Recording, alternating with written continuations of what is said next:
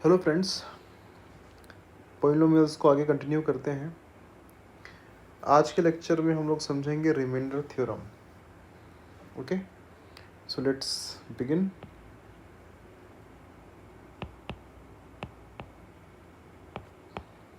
Reminder theorem. So remainder क्या होता है ये तो हमें पता है। किसी भी लॉन्ग डिवीजन में चार चीज़ें होती है: divisor, dividend, quotient and remainder. अब ये रिमाइंडर थ्योरम क्या चीज़ है?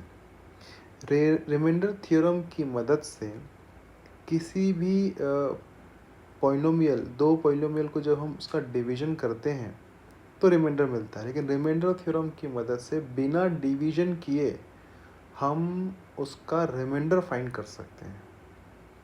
बिना डिवीजन किए रिमाइंडर फाइंड करने का मतलब क्या हुआ? हमें अगर दो पॉलिनोमियल दिया हुआ है तो उन दोनों पॉलिनोमियल्स को यूज़ करके हम लोग उसका रिमाइंडर फाइंड कर सकते हैं बिना लॉन्ग डिवीजन मेथड यूज़ किए। That is called remainder theorem.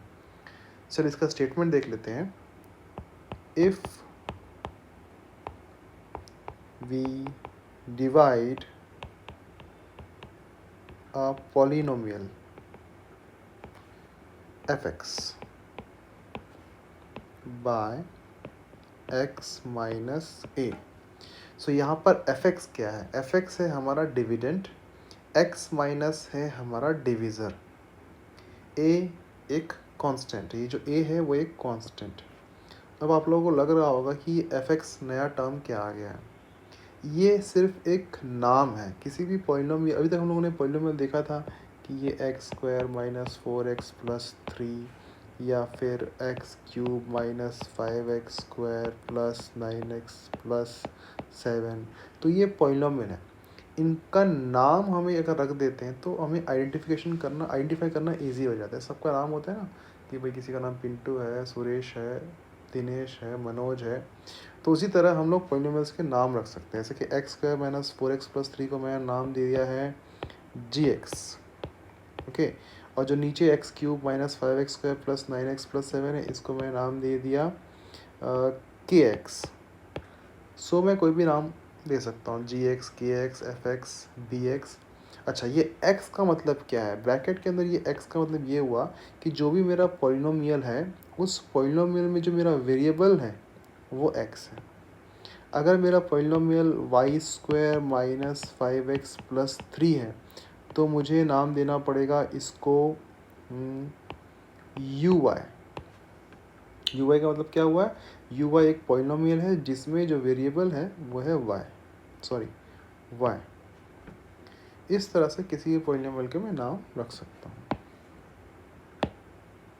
So remainder theorem. If we divide a polynomial fx, अगर मैं किसी पॉलिनोमियल fx को डिवाइड करता हूँ x माइनस ए से, सो मेरा रिमाइंडर क्या होगा? Then remainder is fa। So fx और fx था डिविडेंड, fa है रिमाइंडर। दोनों में अंतर क्या है? x को रिप्लेस कर दिया है मैंने a से। x को मैंने a से रिप्लेस क्यों किया है? क्योंकि मैंने डिवीज़र यहाँ पे लिया है x माइनस ए। सो अगर x माइनस ए मेरा डिवीज़र है और उस x माइनस ए डिवीज़र में अगर मैं x को रिप्लेस कर दूँ a से तो मुझे मिल जाता है remainder. Okay, now what is fa? देख लेते हैं मीनिंग ऑफ fa क्या है। Meaning of fa is nothing but the value of f की वैल्यू क्या होगी? When x is equals to, ऐसा मैंने कहा था कि x माइनस ए यानी कि x is equals to a। तो जब भी मैं पॉलिनोमियल fx यानी कि x की जगह पे a को रखूँगा तो मुझे मिल जाएगा रिमाइंडर। fx क्या है? एक डिविडेंड, एक पॉलिनोमियल। x माइनस ए क्या है? एक डिविज़र, एक पॉलिनोमियल। रिमाइंडर क्या है? fa जो है एक कांस्टेंट रिमाइंडर। ओके, अगर समझ में अच्छी तरह से आ गया है तो बहुत अच्छी बात है। अगर समझ में नहीं आया है तो एग्जाम्पल सॉल्व करते हैं, आप लोग को पूरी तरह से कंसेप्ट क्लियर हो जाएगा। पूरी पिक्चर क्या आप लोग को समझ में आ जाएगा अगर हम एग्जाम्पल सॉल्व करेंगे। So let's solve example number 9।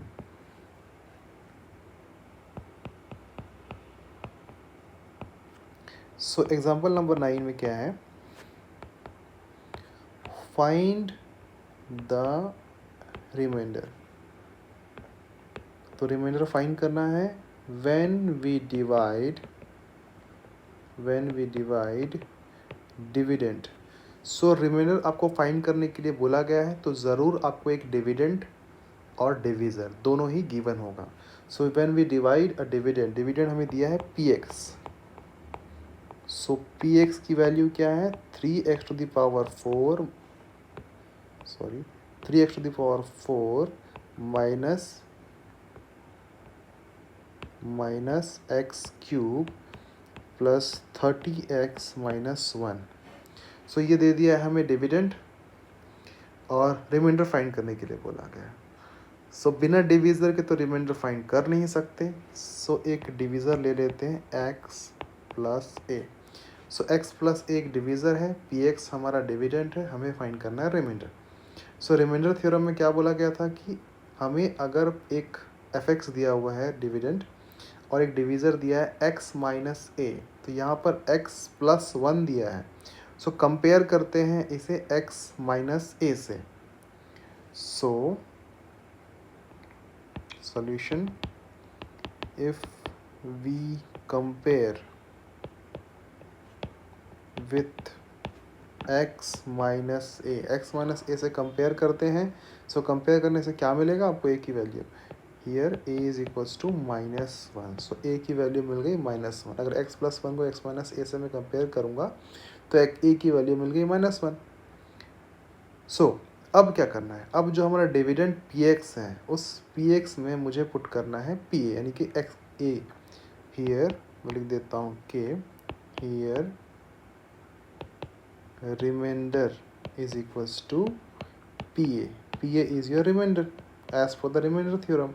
What is the value of a here? a is -1. so p -1 मुझे यहाँ पे फाइंड करना है कि a की वैल्यू -1 है। सो जहाँ पे a था मैंने रख दिया -1। अब p -1 क्या होता है, p -1 कुछ नहीं, जो भी हमारा डिविडेंड px है उस px डिविडेंड में जहाँ जहाँ पर x है मुझे -1 रख देना है। जैसे कि यहाँ पे है 3x टू द पावर 4। सो लिखूँगा मैं 3 इंटू एक्स है -1 to the power 4 minus x cube है। सो पहले तो माइनस बाहर लगाऊंगा, x की वैल्यू -1 है, फिर लगाऊंगा ब्रैकेट और फिर लगाऊंगा क्यूब। यहाँ पे ब्रैकेट्स का ध्यान रखना बहुत ज़रूरी है। मैंने -x क्यूब रख दिया है, तो -1 टू द पावर क्यूब मत करना, पहले माइनस रखना फिर x की पावर -1 रख के क्यूब करना, प्लस 30 इंटू -1। तो जहाँ जहाँ पे x था मैंने ब्रैकेट यूज़ किया हुआ है -1 का। ओके अगर हमारा a की वैल्यू पॉजिटिव है 1 है तो ब्रैकेट आप नहीं भी यूज़ करेंगे तो ओके, बट अगर a जो है वो एक नेगेटिव इंटीजर है सो आप लोग ब्रैकेट यूज़ कर ले तो बेटर रहेगा। No so 3 into -1 to the power 4, अगर किसी नेगेटिव इंटीजर का पावर इवन हो सो मुझे मिलता है एक positive integer. So -1 to the power 4 is 1 -1 to the power 3 आएगा -1। ओके सो यहाँ पर क्योंकि एक ऑड पावर था तो ऑड पावर था इसलिए -1। यहाँ मैं लिख देता हूँ कि इवन -1 टू द पावर अगर ऑड रहा सो मुझे मिलेगा -1। वेन -1 टू द पावर अगर इवन रहा सो मुझे मिलेगा 1। ओके सो यहाँ पर एक इवन था इसलिए लिख दिया मैंने 1, ऑड था मैं लिख दिया -1। So 30 into -1, so plus 30 into -1, minus into plus is minus. So यहाँ पर आ जाएगा प्लस, ये हो गया minus. So minus plus 30 into -1 is -30 -1। Okay so 3 into 1 is 3, minus into this minus into minus, यहाँ भी एक 1 है। So -1 into -1 is +1 -30 -1। So 3 + 1 is 4, -30 into -1 is -31 -30 sorry -30 into -30 -1 is -31, 4 -31 is -27। I hope आप लोग को समझ में आ रहा होगा। So what is the remainder here? P minus 1 is the remainder, which is minus 27. Let's solve the next part of the question, जहाँ पे हमको दिया हुआ है B part, that is 2x minus 1. सो यहाँ पर हमारा डिविज़र 2x minus 1 है. सो अगर मैं कंपेयर करूँ इसको x minus a से, by comparing it with x minus A, बार बार मैं x माइनस ए से कंपेयर क्यों कर रहा हूँ? क्योंकि रिमाइंडर थ्योरम में हमें डिवीज़र को x माइनस वन ही लिया गया. अगर डिवीज़र x माइनस वन ए रहेगा तभी मुझे एफ ए रिमाइंडर मिलेगा. सो 2x माइनस वन को जब मैं x माइनस ए से कंपेयर करूँगा, सो यहाँ पर x का फैक्ट कोफिशिएंट 1 है, यहाँ पे 2 है. सो इस 2x माइनस वन में मुझे x का कोफिशिएंट को 1 करना पड़ेगा, तभी मैं कंपेयर कर पाऊँगा. सो इसको 2 से डिवाइड कर देते हैं. जैसे मैं 2 से डिवाइड करूँगा तो ये हो जाएगा x माइनस 1/2. अब कंपेयर कर सकते हैं. सो यहाँ भी x है, यहाँ भी x है, कोफिशिएंट यहाँ भी 1 है, यहाँ भी 1 है. तो अब अगर कंपेयर करूँ तो मुझे क्या मिलेगा? a is equals to 1/2. So a की वैल्यू मिल चुकी है मुझे 1/2. What is the remainder here? Now remainder is equals to PA, remainder PA, and A is 1/2. So what is P? अब P को देख लेते हैं. P मेरा क्या था? P मेरा था 3x to the power 4. So Px था मेरा, तो पहला टर्म हो गया 3 into what is x? x is 1/2. So 1/2 to the power 4 minus what is x again 1/2 to the power 3 plus 30 into 1/2 minus 1. तो जहाँ जहाँ पे x था वहाँ वहाँ रख लिया मैंने 1/2. ओके, यहाँ भी ब्रैकेट लगा लेते हैं. सो ये a की वैल्यू जो है 1/2 मुझे मिला है कंपैरिजन से. अगर आप कंपैरिजन नहीं करना चाहते सो आपको क्या करना पड़ेगा? आपको एक यूज़ करना पड़ेगा टर्म gx. मैं बोलूँगा gx is equal to 2x minus 1. What is gx? gx एक पॉलिनोमियल है जो कि मैंने डिवीज़र को डिनोट किया है. जिस तरह से px था वैसे ही gx है. px था डिविडेंड के लिए और gx था डिवीज़र के लिए. अब यहाँ पर मुझे अगर a की वैल्यू फाइंड करनी है सो मुझे इस gx को इक्वेट करना पड़ेगा 0 के लिए. और जब मैं 2x माइनस 1 को सॉल्व करूँगा 0 को इक्वेट करके, सो मुझे यहाँ पे x इज इक्वल्स टू मिल जाएगा 1/2. और जो मेरा x होगा वही मेरा a होगा. x is equals to a, जो कि हम लोगों ने रिमाइंडर थ्योरम में देखा था. So x equals to 1/2, a is also equals to 1/2. So यहाँ से भी हम लोग फाइंड कर सकते हैं a की वैल्यू. ओके, या फिर कंपेयर करके भी फाइंड कर सकते हैं. सो अब सॉल्व कर लेते हैं p 1/2 को. Now 3 into 1/2 whole to the power 4. So 1 का पावर 4 इज़ 1, 2 का power 4 is 16. So 1/16 minus 1/2 to the power 3. 1 का power 3 is 1, 2 power 3 is 8, 1/8 plus 30 into 1/2. So 2 1s are 2, 2, 15s are 30. So this is 15 minus of 1. Now 3 into 1/16 is 3/16 minus 1/8 plus 15 minus 1 plus minus minus. So this is 14. Sign will be greater, greater is 15. So आ गया plus 14. Okay, आगे solve करते हैं. इन दोनों का LCM solve कर लेते हैं. अगर एलसीएम ले लें 16 और 8 का तो आ जाएगा 16. This is 3 minus 2 plus 14. तो 1/16 प्लस ऑफ 14. सो रिमाइंडर क्या रहेगा हमारा? हमारा रिमाइंडर हो जाएगा 14 1/16. This is your remainder. Okay, so let's solve example number 10.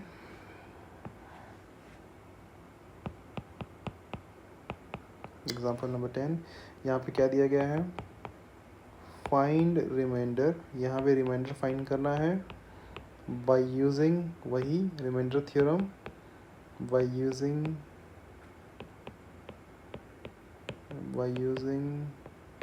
Reminder theorem. if dividend and divisor are, यहाँ पे डिविडेंड और डिवीज़र दोनों ही दिया हुआ है। ओके, बिना डिविडेंड और डिवीज़र के आप रिमाइंडर फाइंड कर भी नहीं सकते हैं। सो डिविडेंड दिया है 2x² माइनस 3x प्लस 6 और डिवीज़र दिया है x माइनस 2। जैसा मैंने बताया था कि px एक नाम है एक डिविडेंड का, gx है एक डिवीज़र जो कि है x माइनस 2। सो अगर मैं कंपेयर कर लूँ x माइनस 2 को x माइनस a से, so by comparing x minus 2 with x minus a, मुझे मिल जाएगा a is equals to 2। So remainder क्या होगा मेरा, फ्रॉम रिमाइंडर थ्योरम लिख लेता हूँ, from remainder theorem PA is the remainder. PA में रिमाइंडर है, अगर PA मेरा रिमाइंडर है सो P क्या है, P x 2x² minus 3x plus 6, so P A is equals to 2, then P2 is 2 into x क्या है, x है 2, so 2 to the power 2 minus 3 into 2 plus 6, यानी कि जहाँ px था x की जगह पे मैंने 2 यूज़ कर लिया है एक की वैल्यू को। नौ P2 क्या हो जाएगा मेरा, P2 2 into 2 to the power 4 minus 6 plus 6, minus 6 plus 6 cancelled out a। So यहाँ पर P2 की वैल्यू आ जाती है 8। सो मैं लिखूँगा कि remainder is equals to P2 is equals to 8। So 8 is our remainder. I hope you are getting friends. अगर नहीं समझ में आ रहा है तो और एग्जाम्पल सॉल्व करेंगे, आप लोग को पूरा और कंसेप्ट क्लियर हो जाएगा। Okay, thank you.